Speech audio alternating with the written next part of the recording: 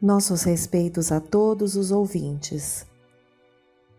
Vamos estar hoje falando um pouquinho sobre a questão da obsessão e vamos consultar o livro Nos Bastidores da Obsessão, ditado pelo espírito Manuel Filomeno de Miranda, psicografado por Divaldo Pereira Franco. No início do livro, antes da primeira parte, há um item examinando a obsessão e nós vamos começar por aqui. Bom, entre aspas, entre os que são tidos por loucos, muitos há que apenas são subjugados, precisariam de um tratamento moral, enquanto que, com os tratamentos corporais, os tornam verdadeiros loucos. Quando os médicos conhecerem bem o espiritismo, saberão fazer essa distinção e curarão mais doentes do que com as duchas. Fecha aspas. É uma nota do autor espiritual de Manuel Filomeno de Miranda.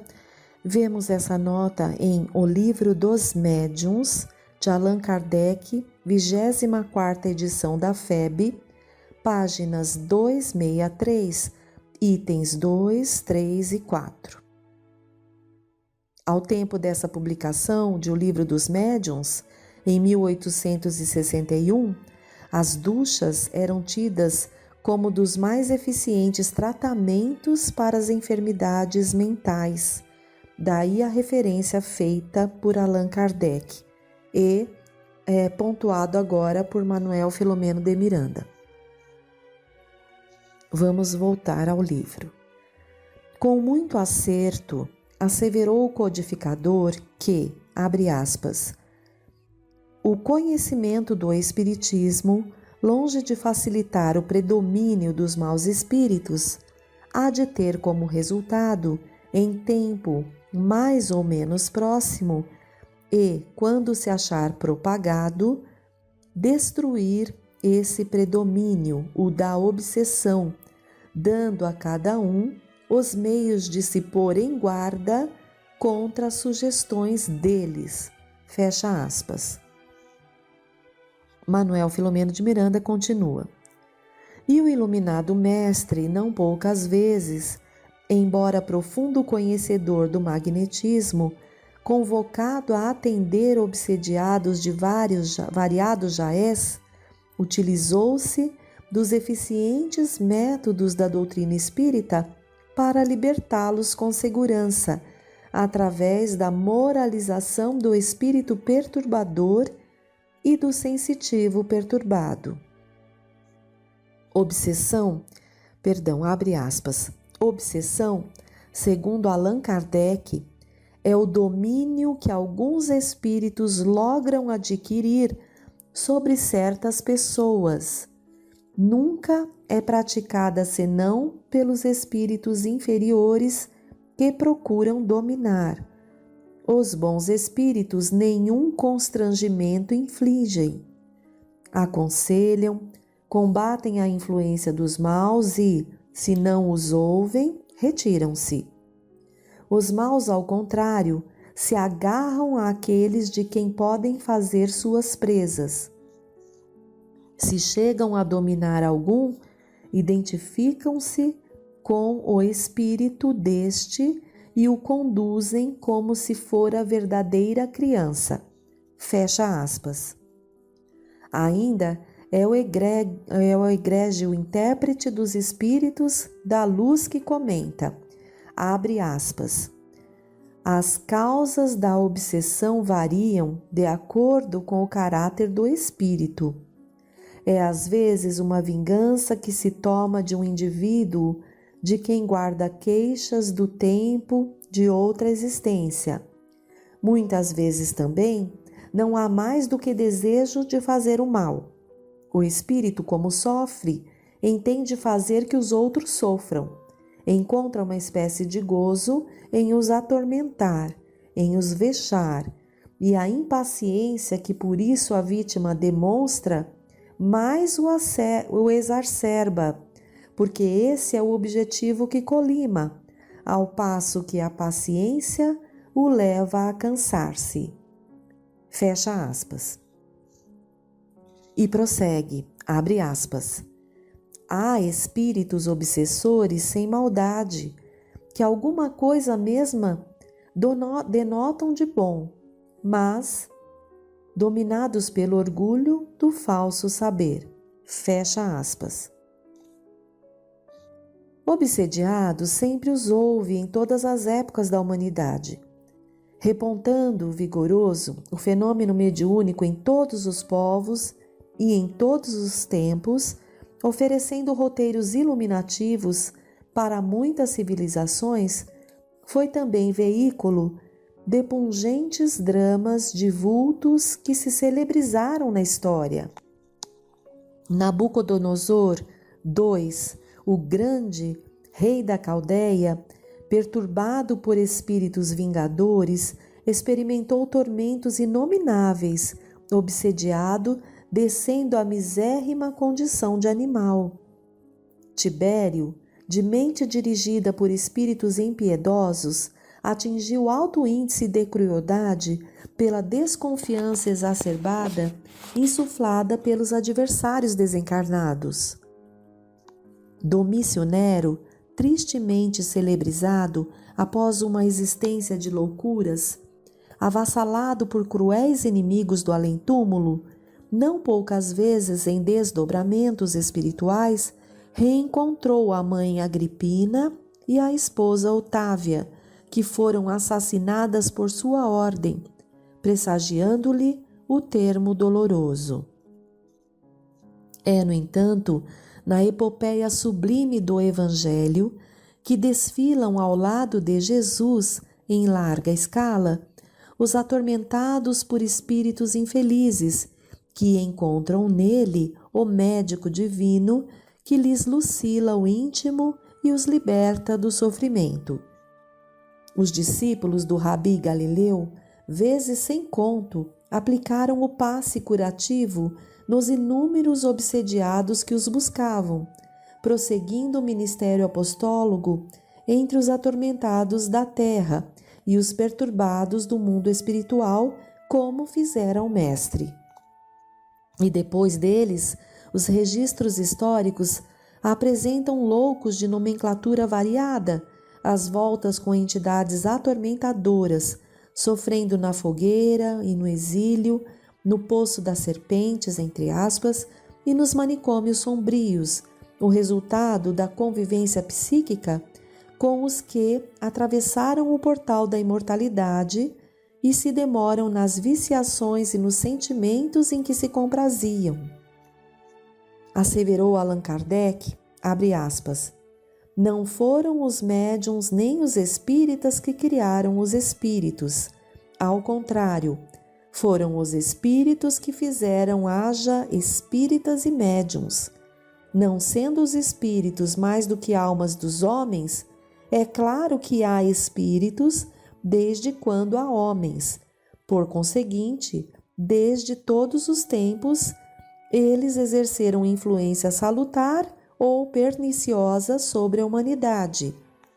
A faculdade mediúnica não lhes é mais que um meio de se manifestarem.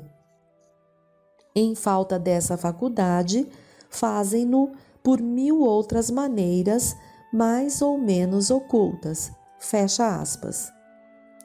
Abre aspas novamente. Os meios de se combater a obsessão, esclarece o eminente ceareiro, variam de acordo com o caráter que ela reveste. As imperfeições morais do obsediado constituem frequentemente um obstáculo à sua libertação. Fecha aspas. Manuel Filomeno de Miranda continua nos dizendo, olha, a obsessão, todavia, ainda hoje é um terrível escolho à paz e à serenidade das criaturas. Com origem nos refolhos do espírito encarnado, obsessões há em escala infinita e, consequentemente, obsidiados existem em infinita variedade, sendo a etiopatogenia de tais desequilíbrios genericamente denominada distúrbios mentais, mais ampla do que a clássica apresentada, merecendo destaque aquela denominação causa kármica. Jornaleiro da eternidade, o espírito conduz os germes kármicos que facultam o convívio com os desafetos do pretérito, ensejando a comunhão nefasta. Todavia, não apenas o ódio, como se poderia pensar, é o fator causal das obsessões, e nem somente na Terra se manifestam os tormentos obsessivos.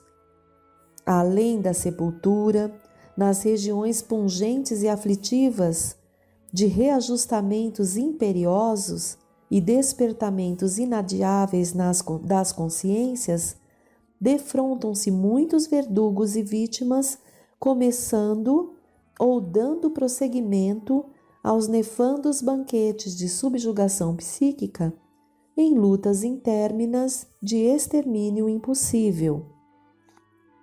Obsessores há milenarmente vinculados ao crime, em estruturas de desespero invulgar, em que se demoram voluntariamente, envergando indumentárias de perseguidores de outros obsessores menos poderosos mentalmente, que, perseguindo, são também escravos daqueles que se nutrem às suas expensas, emanados por forças vigorosas e cruéis.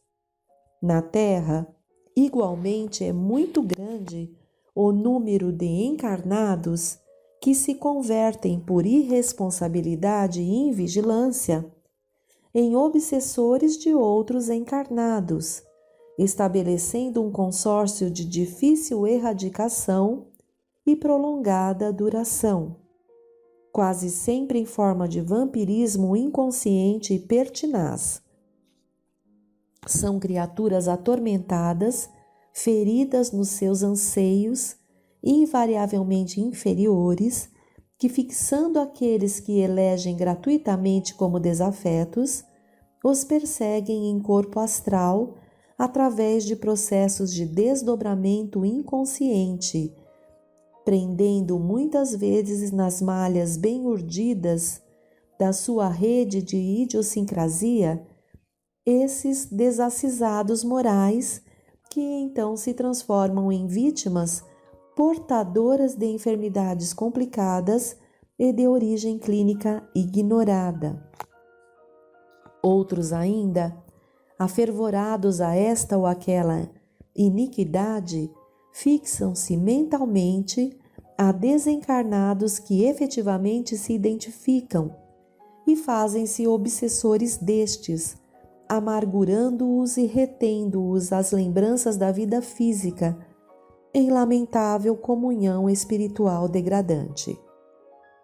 Além dessas formas diversificadas de obsessão, outras há, inconscientes ou não, entre as quais aquelas produzidas em nome do amor tiranizante aos que se demoram nos invólucros carnais, atormentados por aqueles que partiram em estado doloroso de perturbação e egocentrismo, ou entre encarnados que mantêm conúbio mental infeliz e demorado. Então, nesse primeiro trecho aqui desse item, examinando a obsessão, junto com Manuel Filomeno de Miranda, vamos ali observando que essas questões de obsessão ocorrem desde quando os homens se encarnam na Terra, porque os homens são espíritos encarnados. Então, essa relação com o mundo espiritual, essa relação mesmo entre o mundo físico, essa relação, na verdade, entre os espíritos, quando não equilibrada, pode se tornar obsessão. E aqui, Manuel Filomeno de Miranda destaca falas aqui de Allan Kardec, nos esclarecendo sobre essas questões aqui, os entre aspas, né, que as causas da obsessão, por exemplo, variam de acordo com o caráter do espírito. Então, muitos se vingam, obsediam, ou melhor dizendo, por motivo de vingança, porque guarda queixas de vidas anteriores, não é? Ou por outras razões. Espíritos levianos também podem ali encontrar uma espécie de gozo, sofrem e se sentem assim consolados em fazer sofrer o encarnado, por exemplo, em os envergonhar, em vexar, como está dizendo aqui. E Manuel Filomeno de Miranda nos esclarece ainda que essa questão da obsessão pode ocorrer do espírito desencarnado para com um espírito encarnado. Entre os desencarnados também podem ocorrer esses processos de perseguição e obsessão. Entre um encarnado obsediando um desencarnado, vejam, nós encarnados podemos ali nos fixar, né, de forma desequilibrada a um espírito que desencarnou e podemos, se esse espírito estiver na mesma sintonia, perturbá-lo com a nossa ideia fixa, com as nossas vibrações difíceis, que é a obsessão de encarnado para desencarnados. E também ocorre de encarnado para encarnado, quando nós, sempre aqui, né, entre nós mesmos encarnados, começamos ali a perturbar o próximo de uma forma insistente, de uma forma que muitas vezes leva o outro a perturbar-se, ficar doente mental ou fisicamente. Então, vejam os alertas que estamos tendo aqui nesses estudos. Então, precisamos observar, aproveitar os ensinamentos da nossa doutrina espírita e buscar nos conhecer, cada um buscar fazer essa análise íntima, reformar ali as questões que identificamos que está muito difícil, esses impulsos de violência. Isso a gente nota através da comunicação violenta, das vibrações violentas que emanamos, de pensamentos violentos que temos, pensamentos difíceis e tudo mais.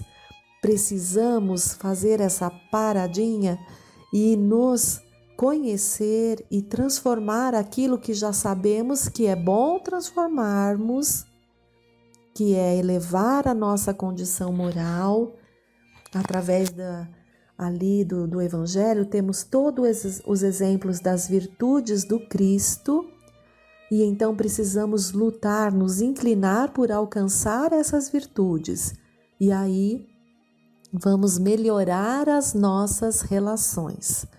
Então temos esses processos obsessivos de todas as formas, inclusive a auto-obsessão.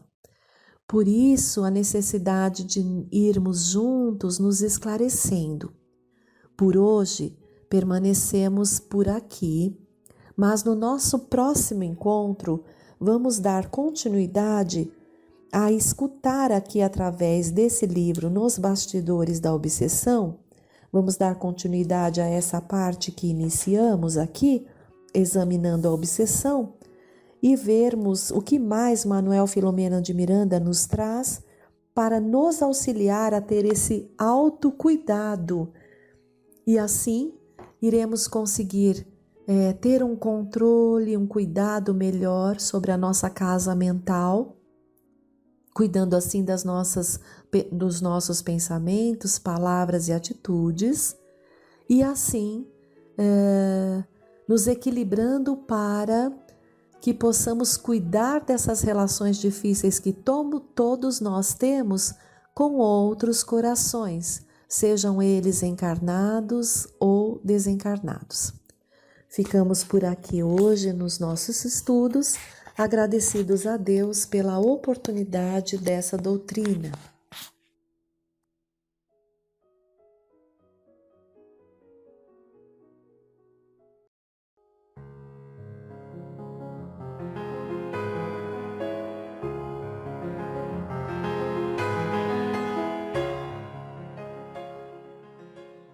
Boas tardes, pedindo a Deus, a Jesus, a proteção para a sua bênção em mais esse reencontro, né? Vamos ler aqui do livro Boa Nova, do Chico e do Humberto de Campos, o capítulo 29, os 500 da Galileia.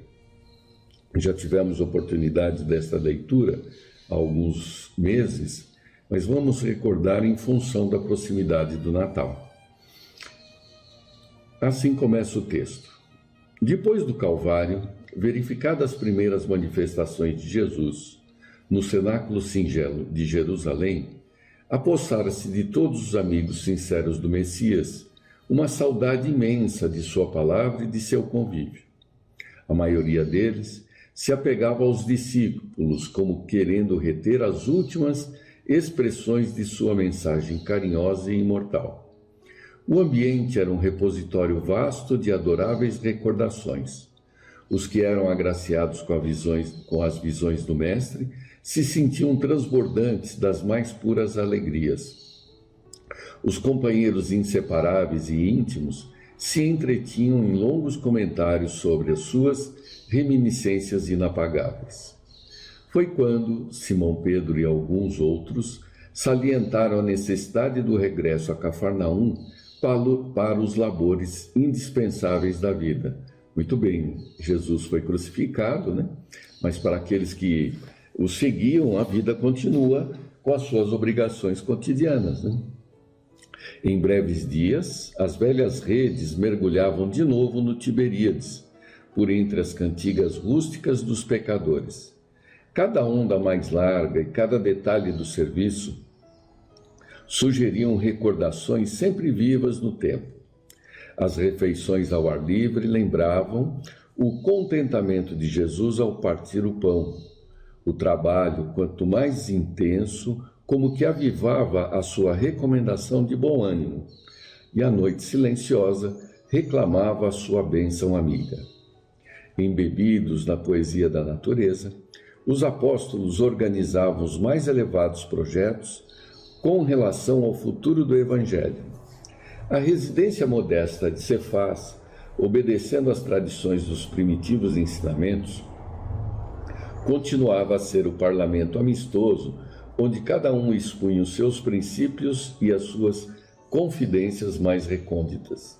Mas, ao pé do monte onde Cristo se fizera ouvir algumas vezes, exalçando as belezas do reino de Deus e da justiça, reuniam-se invariavelmente todos os antigos seguidores mais fiéis, que se haviam habituado ao doce alimento de sua palavra inesquecível.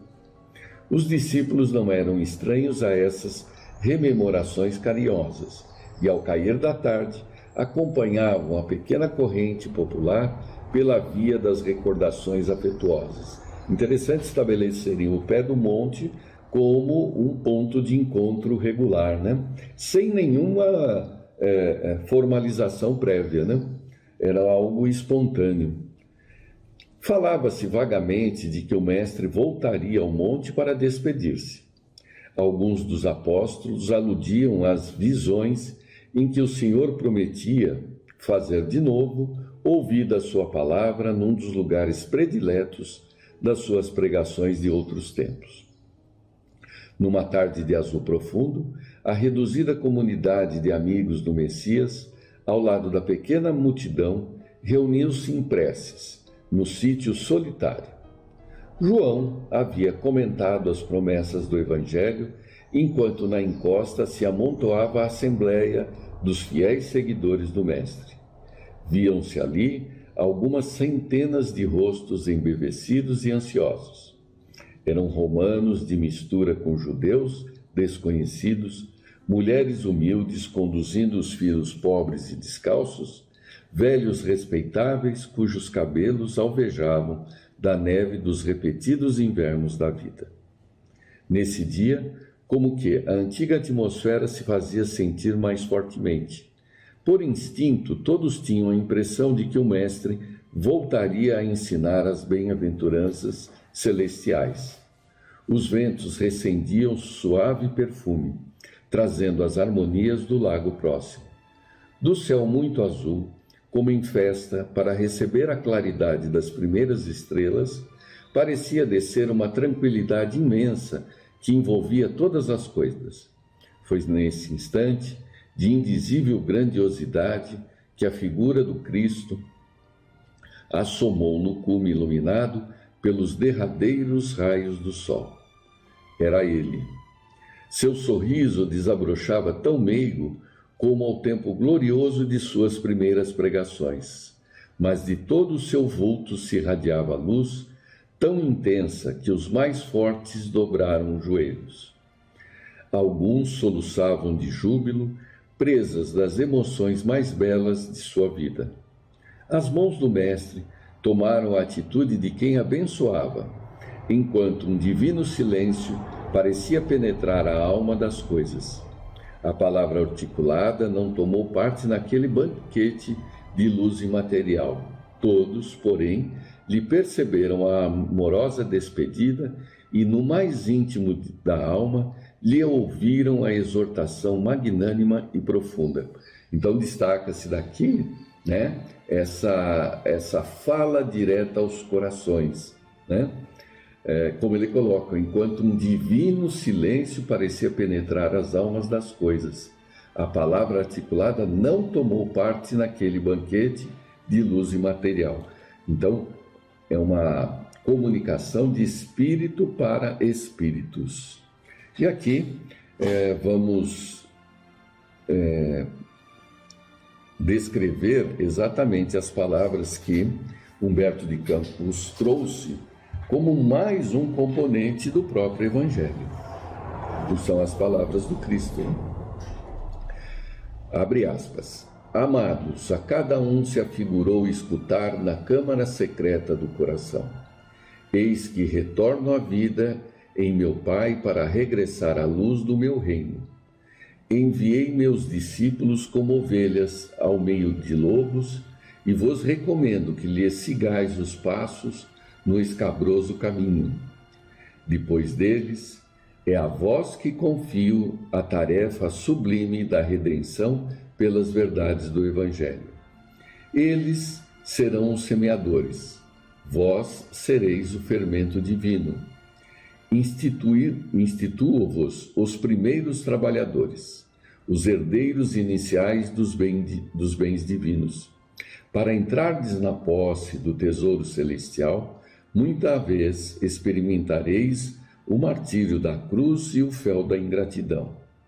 Em conflito permanente com o mundo, estareis na terra, fora de suas leis implacáveis e egoístas, até que as bases do meu reino de concórdia e de justiça se estabeleçam no espírito das criaturas. Negai-vos a vós mesmos, como neguei a minha própria vontade na execução dos desígnios de Deus, e tomai a vossa cruz para seguir-me. Então, só interrompendo, ele exorta a pregação dos primeiros discípulos e converte esses presentes ao pé do monte como a segunda onda que levará a palavra dele ao resto do mundo. Continua. Séculos de luta vos esperam na estrada universal. É preciso imunizar o coração contra todos os enganos da vida transitória, para que a soberana grandeza da vida imortal. Vossas sendas estarão repletas de fantasmas de aniquilamento e de visões de morte. O mundo inteiro se levantará contra vós, em obediência espontânea às forças tenebrosas do mal, que ainda lhe dominam as fronteiras. Sereis escarnecidos e aparentemente desamparados. A dor vos assolará as esperanças mais caras.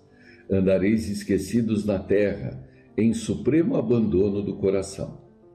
Não participareis do venenoso banquete das posses materiais. Sofrereis a perseguição e o terror, e tereis o coração coberto de cicatrizes e de ultrajes. A chaga é o vosso sinal, a coroa de espinhos o vosso símbolo, a cruz o recurso ditoso da redenção. Vossa voz será do deserto, provocando muitas vezes o escárnio e a negação da parte dos que dominam na carne perecível. Mas, no desenrolar das batalhas incruentas do coração, quando todos os horizontes estiverem abafados pelas sombras da crueldade, dar-vos-ei da minha paz, que representa a água viva. Na existência ou na morte do corpo, estareis unidos ao meu reino. O mundo vos cobrirá de golpes terríveis e destruidores, mas de cada uma das vossas feridas retirarei o trigo luminoso para os celeiros infinitos da graça, destinados ao sustento das mais ínfimas criaturas. Até que o meu reino se estabeleça na terra, não conhecereis o amor do mundo. Eu, no entanto, encherei a vossa solidão com a minha assistência incessante. Gozarei em vós como gozareis em mim, o júbilo celeste da execução fiel dos desígnios de Deus. Quando tombardes sob as arremetidas dos homens, ainda pobres e infelizes, eu vos levantarei no silêncio do caminho, com as minhas mãos delicadas ao vosso bem. Sereis a união onde houver separatividade, sacrifício onde existir o falso gozo, claridade onde campearem as trevas, porto amigo edificado na rocha da fé viva, onde pairarem as sombras da desorientação. Sereis meu refúgio nas igrejas mais estranhas da terra, minha esperança entre as loucuras humanas, minha verdade onde se perturbar a ciência incompleta do mundo. Amados, eis que também vos envio como ovelhas aos caminhos obscuros e ásperos. Entretanto, nada temeis. Sede fiéis ao meu coração como vos sou fiel, e o bom ânimo representará a vossa estrela. Ide ao mundo, onde teremos de vencer o mal. Aperfeiçoemos a nossa escola milenária, para que aí seja interpretada e posta em prática a lei do amor do nosso Pai, em obediência feliz à sua vontade augusta. Sagrada emoção senhoreará-se das almas em êxtase de aventura.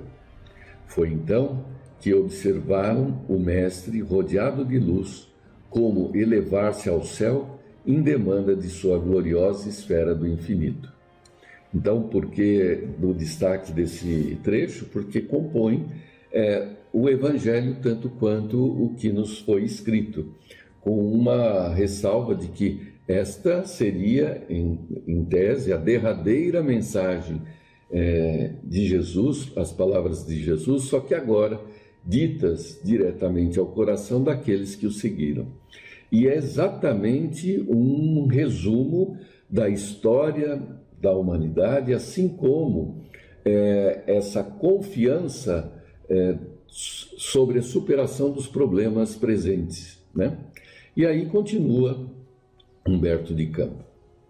Os primeiros astros da noite brilhavam no alto como flores radiosas do paraíso. No Monte Galileu, 5 centenas de corações palpitavam, arrebatados por intraduzível júbilo. Velhos trêmulos e encarquilhados desceram a encosta, unidos uns aos outros, como solidários para sempre no mesmo trabalho de grandeza imperecível. Anciãs de passo vacilante, coroadas pela neve das experiências da vida, abraçavam-se as filhas e netas, jovens e ditosas, tomadas de indefinível embriaguez d'alma. Romanos e judeus, ricos e pobres, confraternizavam felizes, adivinhando a necessidade de cooperação na tarefa santa. Os antigos discípulos, cercando a figura de Simão Pedro, choravam de contentamento e esperança. Naquela noite de imperecível recordação, foi confiado aos 500 da Galileia o serviço glorioso da evangelização das coletividades terrestres, sob a inspiração de Jesus Cristo. Mal sabiam eles, na sua mísera condição humana, que a palavra do Mestre alcançaria os séculos do porvir. E foi assim que, representando o fermento renovador do mundo, eles reencarnaram em todos os tempos, nos mais diversos climas religiosos e políticos do planeta, ensinando a verdade e abrindo novos caminhos de luz através dos bastidores eternos do tempo. Foram eles os primeiros a transmitir a sagrada vibração de coragem e confiança aos que tombaram no campo do martírio, semeando a fé no coração pervertido das criaturas. Nos circos da vaidade humana, nas fogueiras e nos suplícios, ensinaram a lição de Jesus, com resignado heroísmo. Nas artes e nas ciências, plantaram concepções novas de desprendimento do mundo e de belezas do céu, e no seio das mais variadas religiões da terra, continuam revelando o desejo do Cristo, que é de união e de amor, de fraternidade e concórdia. Na qualidade de discípulos sinceros e bem-amados, desceram aos abismos mais tenebrosos, redimindo o mal com seus sacrifícios purificadores, convertendo as luzes do Evangelho à corrente da redenção, os espíritos mais empedernidos. Abandonados e desprotegidos na terra, eles passam, edificando no silêncio as magnificências do reino de Deus nos países dos corações e, multiplicando as notas de seu cântico de glória por entre os que se constituem instrumentos sinceros do bem com Jesus Cristo, formam a caravana sublime que nunca se dissolverá. Pois bem, certamente tivemos contatos com alguns desses 500 ao longo da nossa existência e presentemente temos a falange do Cristo protegendo essa casa e a própria doutrina e a toda a obra de Jesus, né, nos exortando a seguir o exemplo deles, agora trazendo a confiança de que, apesar dos dias difíceis, sob quaisquer aspectos, estamos sempre orando e vigiando sob o manto da proteção de Jesus.